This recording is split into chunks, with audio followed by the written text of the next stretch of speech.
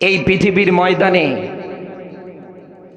কত মানুষেরা আবার নতুন করে মুফতি আমির হামজা সহজ সরল একজন মানুষ পুরাতন কিছু বক্তৃতা কাটছাট করে জাতির সামনে ভাইরাল করছে। আরে ভাই, এই পৃথিবীতে হত্যার হুমকি তো তারাই দেয় যারা নির্লজ্জ, যারা বেয়াদব। আলেমদের গালি দেয় তো তারা যারা জারস। এই কথা বলে, দুনিয়ায় যারা আলেমদের গালি দেয় এরা অবৈধ, এরা জারস সন্তান, এ ওয়াজকার আল্লাহ। সুতরাং আলেমকে গালি দেওয়ার আগে চিন্তা ভাবনা করে মিলিয়ে দেখবেন নিজের জন্ম ঠিক আছে কিনা। 17টা বছর যে কায়দায় কোরআনের পাখিদেরকে জেলে বন্দী করেছে, যে কায়দায় ফাঁসিতে ঝুলিয়ে মেরেছে, এই গাইবান্ধায় কত মানুষের উপরে জুলুম নির্যাতনের স্টিমুলার চালিয়েছে। আজ বাংলাদেশে আপনি মিলিয়ে দেখেন, স্বৈরাচার পতনের পরে আবার যখন মানুষ কোরআনের পক্ষে স্লোগান দিচ্ছে, ইমানদারেরা মুত্তাকিরা আল্লাহর উপরে যখন ভরসা তাওয়াক্কুল তৈরি করছে, ঠিক একই কায়দায় ওদের মতো ফ্যাসিস্ট হয়ে আজ হত্যার হুমকি পর্যন্ত দিয়ে যাচ্ছে। আমি এই গাইবান্ধার মাটি থেকে স্পষ্ট বক্তৃতা দিতে চাই, এই পৃথিবীর ময়দানে ফিরোজ আহমেদ, আলমগীর হোসেন বিপ্লবী সহকারে যত আলেম আছে তারা কোনোদিন মৃত্যুকে ভয় করে না, করে না, করে না। সুতরাং পৃথিবীতে ইমানদার মুত্তাকিদের আপনি মরণের ভয় দেখিয়ে লাভ পাবেন না। তারা চায় শাহাদতের পেয়ালা পান করে দুনিয়ার থেকে বিদায় দিতে। এ কথা বললাম কেন? যার কণ্ঠে কথা বলে তামাম দেশ, সের মানুষ আমাকে চেনে। আপনাদের দোয়া ভালোবাসায় আমি পার্শ্ববর্তী যে দারাবাবুর রাষ্ট্র, ওখানেও 2 বার গেছিলাম কোরআনের দাওয়াত নিয়ে। এবারও যেতাম সব কিছু ঠিক থাকলে প্রোগ্রামগুলোতে, কিন্তু ওনারা ভিসায় দিচ্ছে না, যাই কোন কায়দায়। ও বাংলার মুসলমান, কান খাড়া করে মিলিয়ে যাবে। দুনিয়ায় যারা কোরআন দিয়ে কথা বলে তারাই কেবল সত্য কথা বলে। সুতরাং কোরআনে যত কথা সব কার? আরো জোরে বলে, এ কথাগুলো কেউ কি মিথ্যা প্রতিপন্ন করতে পারবে? কখনো সম্ভব না, কারো দ্বারা সম্ভব না। ও বাংলার মুসলমান, বাংলাদেশের প্রেক্ষাপট অনুসারে তাকালে দেখতে পাওয়া যায়, আমরা এতদিন মনে করেছিলাম ফ্যাসিস্টকে বিদায় করে আমরা নতুন করে বাংলাদেশ গঠন করব, এ বাংলাদেশে দুর্নীতি চিটারি বাটপারি দূর করব। ওরে আল্লাহ, এখন বাংলাদেশে তাকিয়ে দেখছি এক ফ্যাসিস্ট বিদায় হলেও আবারও নতুন নব্য ফ্যাসিস্টরা এ বাংলার জমিনে অশান্তি সৃষ্টি করার জন্য তৈরি হচ্ছে। এটা কেন ভাই? এই 56,000 বর্গ মাইলের দেশ, যে দেশে 96% মুসলমান, 17টা বছর যে কায়দায় কোরআনের পাখিদেরকে জেলে বন্দী করেছে, যে কায়দায় ফাঁসিতে ঝুলিয়ে মেরেছে, এই গাইবান্ধায় কত মানুষের উপরে জুলুম নির্যাতনের স্টিমুলার চালিয়েছে। আজ বাংলাদেশে আপনি মিলিয়ে দেখেন, স্বৈরাচার পতনের পরে আবার যখন মানুষ কোরআনের পক্ষে স্লোগান দিচ্ছে, ইমানদারেরা মুত্তাকিরা আল্লাহর উপরে যখন ভরসা তাওয়াক্কুল তৈরি করছে, ঠিক একই কায়দায় ওদের মতো ফ্যাসিস্ট হয়ে আজ হত্যার হুমকি পর্যন্ত দিয়ে যাচ্ছে। আমি এই গাইবান্ধার মাটি থেকে স্পষ্ট বক্তৃতা দিতে চাই, এই পৃথিবীর ময়দানে ফিরোজ আহমেদ, আলমগীর হোসেন বিপ্লবী সহকারে যত আলেম আছে তারা কোনোদিন মৃত্যুকে ভয় করে না, করে না, করে না। কোরআন জানাচ্ছে কুল্লু নাফসিন যায়িকাতুল মাউত, প্রত্যেকটা প্রাণীকে জন্মের স্বাদ সে যেহেতু গ্রহণ করেছে, তাকে মৃত্যুর স্বাদটাও গ্রহণ করা লাগবে। সিদ্ধান্ত কার? আরো জোরে, জোর হলো না? সূরা মুলুকের 2 নম্বর আয়াত জলজন্ত প্রমাণ। আল্লাহ বলছেন আল্লাযী খলাকাল মাউতা ওয়াল হায়াতা। এখানে আলেম ও সমাজ বসে আছে, জিজ্ঞাসা করেন আয়াতটা শুরু হওয়ার কথা ছিল আল্লাযী খলাকাল হায়াতা, না দিয়ে আল্লাহ মাউতা বসিয়েছে। তাম দুনিয়ার মানুষদেরকে আল্লাহ এটাই জানাতে চায়, বান্দা যেই করো না কেন, যেই হও না কেন, তোমাকে মরা লাগবে। এ সিদ্ধান্ত কার? যেখানেই পালাও না কেন মরা লাগবে। সুতরাং এই জমিনের ময়দানে যারা মুত্তাকি, যারা ঈমানদার, যারা আল্লাহওয়ালা, এরা কোনোদিন মৃত্যুকে ভয় করে হাতে ছুরি পরে থাকে না। তারা শাহাদাতের তামান্না নিয়ে মাঠে ময়দানে দিনকে বিজয়ী করার জন্য রক্ত ঝরায়, জেলে যায়, রিমান্ড সহ্য করে, এরপরেও বাতিলের কাছে মাথা নত করে না। আপনি বাংলাদেশের প্রেক্ষাপটে মিলিয়ে দেখেন, ঠাকুরগাঁয়ের কৃতি সন্তান দেলোয়ার ভাই টানা 57 দিন একাধারে রিমান্ডে ছিলেন। পৃথিবীর অন্য কোন রাষ্ট্রের এরকম রিমান্ড হয়েছে কিনা জানি না, একটা না 57 দিন। আপনি কাদের মরণের ভয় দেখান? আপনি কাদেরকে হত্যার হুমকি দেন? আরে ভাই, রাত 12টা, 1টা, 2টা, 3টা, 4টা এই ছোট্ট মোবাইলটা একটু রেখে আরাম করার জন্য ঘুমাবে।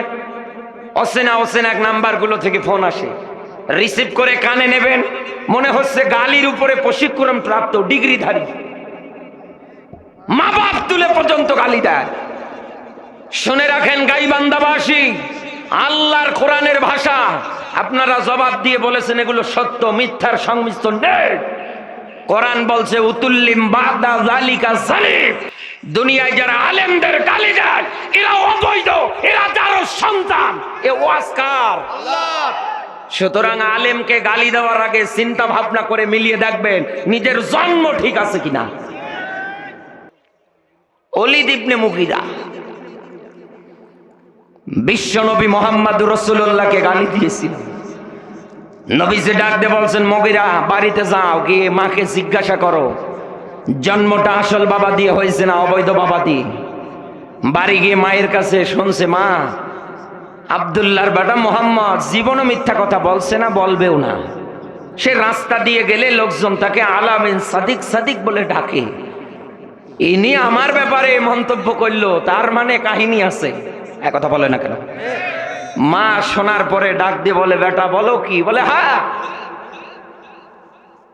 মা তখন ডাক দিয়ে বলছে, বেটা রাখালের সঙ্গে আমার প্রেম ছিল, ভালোবাসা ছিল। এই ভালোবাসা প্রেম প্রীতির আদান প্রদান করতে গিয়ে তুই আমার গর্ভে, এরপরে তোরে দুনিয়ার মুখ দেখিয়েছি। সুতরাং মুহাম্মদ যা বলেছে মিথ্যা বলে নাই, এটা 100% সত্য।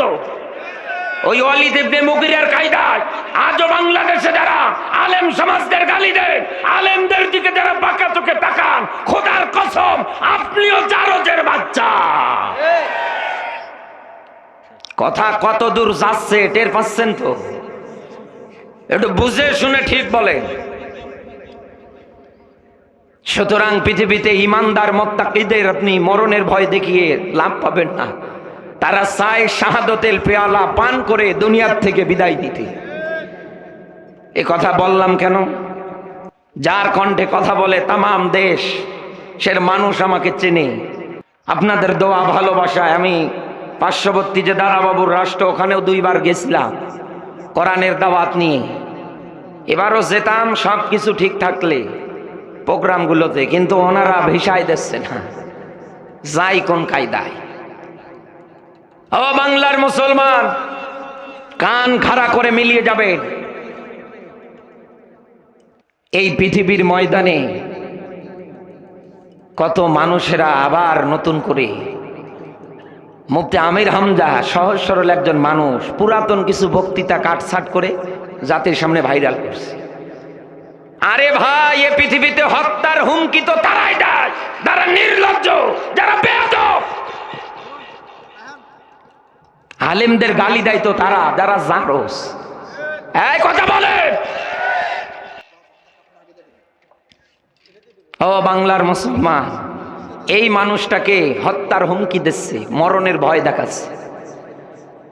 এ বাংলার মাটিতে আপনি মিলিয়ে দেখবেন, জালেম যারা আছে ওরা সবচাইতে বেশি ভয় করে এ কোরআনের তাফসীরকে। কথা বলে। বিশ্বনবী কোরআন পড়েছিল, ওরা সুফি সরে এসে এসে কোরআন শুনেছে। একথা বলে না কেন? আবার রাস্তা দিয়ে যেতে এক জায়গায় হয়েছে কি, বলে ওখানে গিয়েছিলাম। কেন? বলে কোরআন শুনতে, কালকে থেকে আসা যাবে না। পরের দিন আবার যখন কোরআন পড়তেন রসুল, আবার এসে ওরা শুনছে। সুতরাং রসুল কোরআন পড়েছে, অসুবিধা হয়নি। রসুল যখন বলেছে আলা লাহুল খুলকলাম, সৃষ্টি যার, জমিনে একমাত্র আইন চলবে, হুকুম চলবে তার। লাখ মানব উজ্জাকে লাথি মেরে বিদায় করে এই জমিনে আল্লাহর হুকুম, আল্লাহর আইন, আল্লাহর বিধান কায়েম করা লাগবে।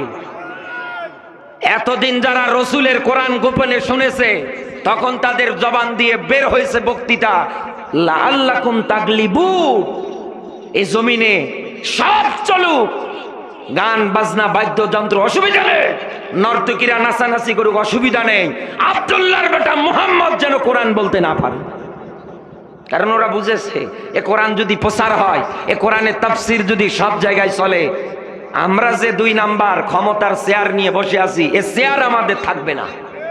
এজন্য শব্দ মিলান লাআল্লাকুম তাগলিবুন, ডাক দিয়ে বলছে তোমরা যদি বিজয়ী হতে চাও, এ জমিনে যদি টিকে থাকতে চাও, এ জমিন যদি ধরে রাখতে চাও, তাহলে কোরআনের তালকিন, কোরআনের তাফসীর, কোরআনের ব্যাখ্যা যেখানে হবে ওই জায়গায় গিয়ে বন্ধ করে দাও।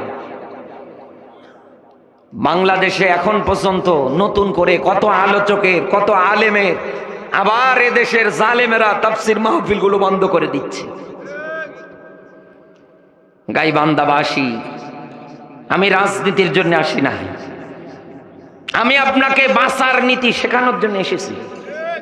কারণ আপনি মাহফিলে এসেছেন লোক দেখানোর জন্য না, এখানে কোরআনের তাফসীর শুনলেন এই ঠান্ডায় বসে, আরামের ঘুম হারাম করে লোক দেখানোর জন্য না।